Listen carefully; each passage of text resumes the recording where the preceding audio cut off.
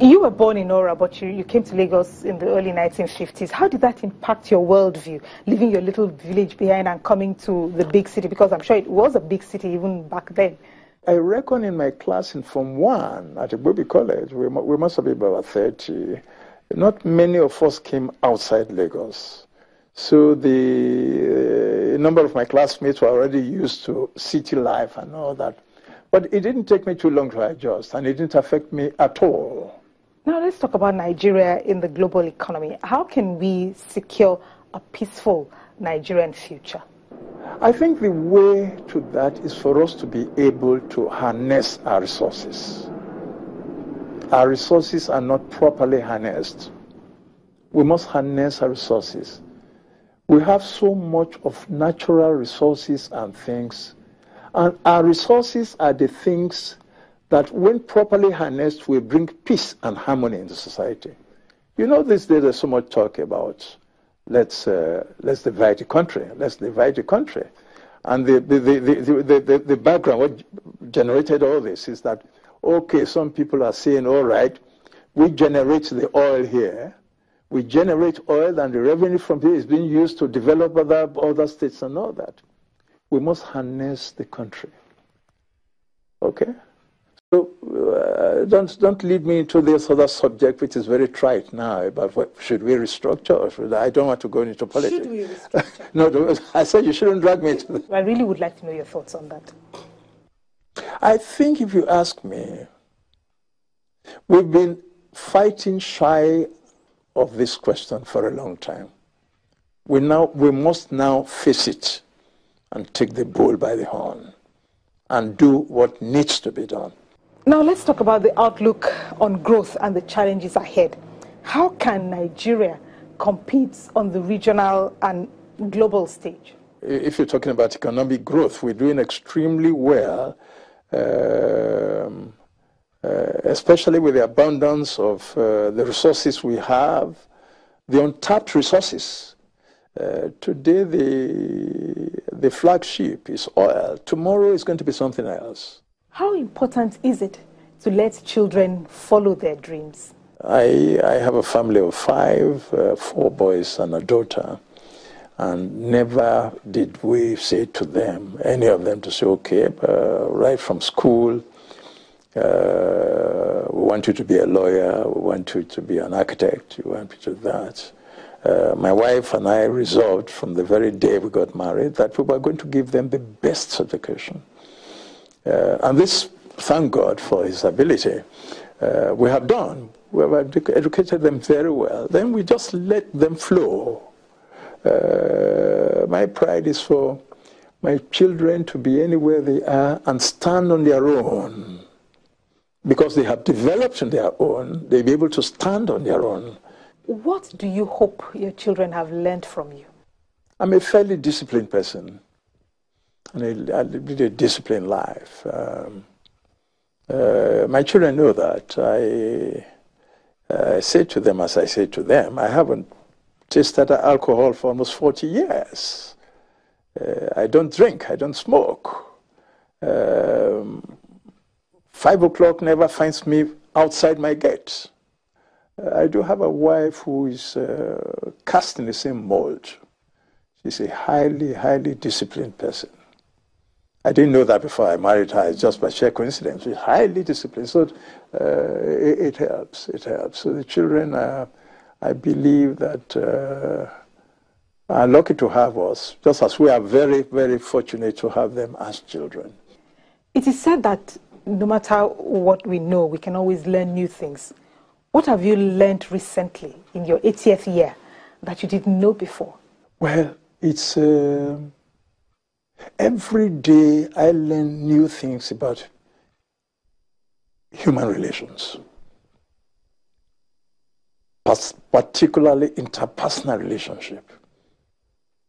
With you, your children, your relations, the extended family, your friends, somebody you think you trust so much, you can almost put down your neck on the guillotine to say, he will not do this, this will not happen, and suddenly So I have learned to be very wary about people. And my slogan these days is, not what you see, that there is. Thank you, Mr. Ovbiagele, for joining us. Thank you very much, Ned. Thank you. And that's our program. Thank you for watching. You can see a repeat of this and previous editions on our website, channelstv.com, and do tweet me your thoughts at @ModeleSY. Let me leave you with this quote from Mahatma Gandhi. The best way to find yourself is to lose yourself in the service of others. Thank you again for watching, and see you next time.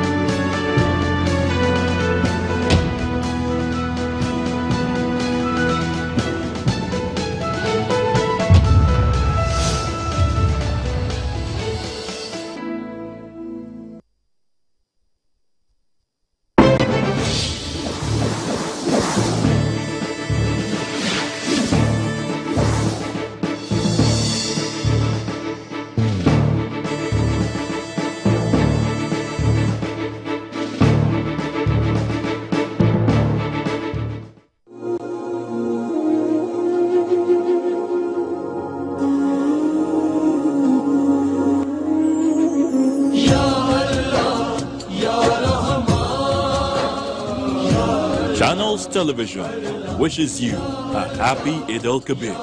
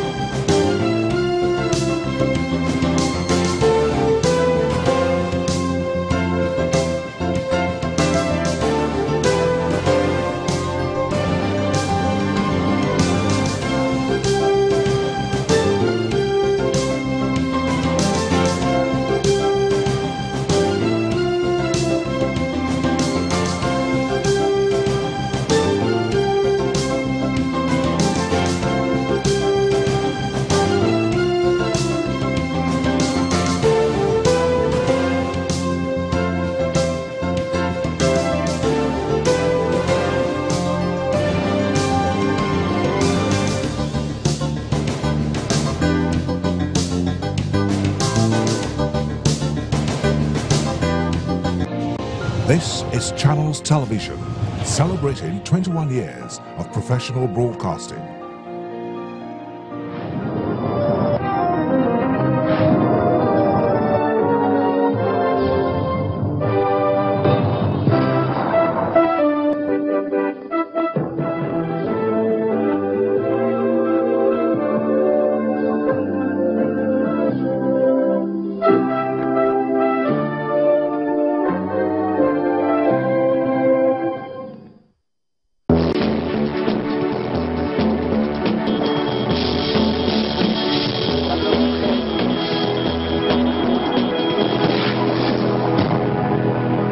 Hello, welcome to News Track. I am Amarachi Ubani. Here are the stories and the reports we're tracking at this hour.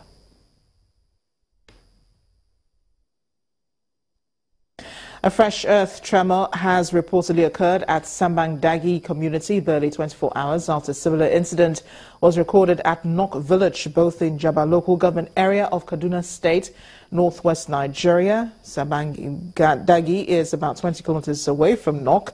An indigent in the area told our correspondent that the second vibration occurred very early in the morning today, leaving residents scampering for safety. It was not immediately clear whether there were casualties.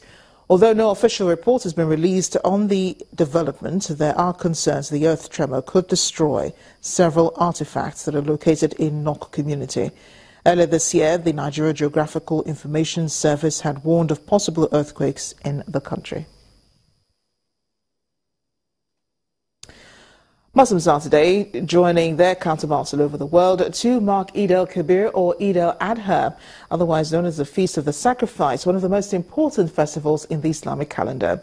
According to Islamic tradition, it is a festival dating back to the days of Prophet Ibrahim, believed to have been called upon by God to sacrifice Ishmael, his only son at the time, before God miraculously provided a ram for the sacrifice in place of Ishmael.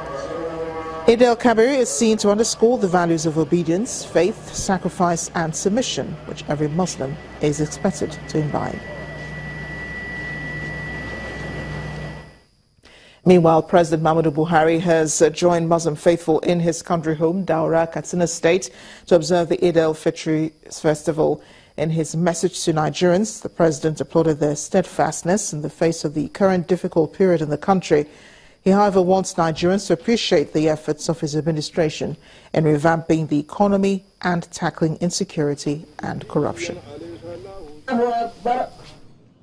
I want Nigerians to realize that what this government inherits after 16 years of PDP and 8 consecutive governments, there was no savings, no infrastructure.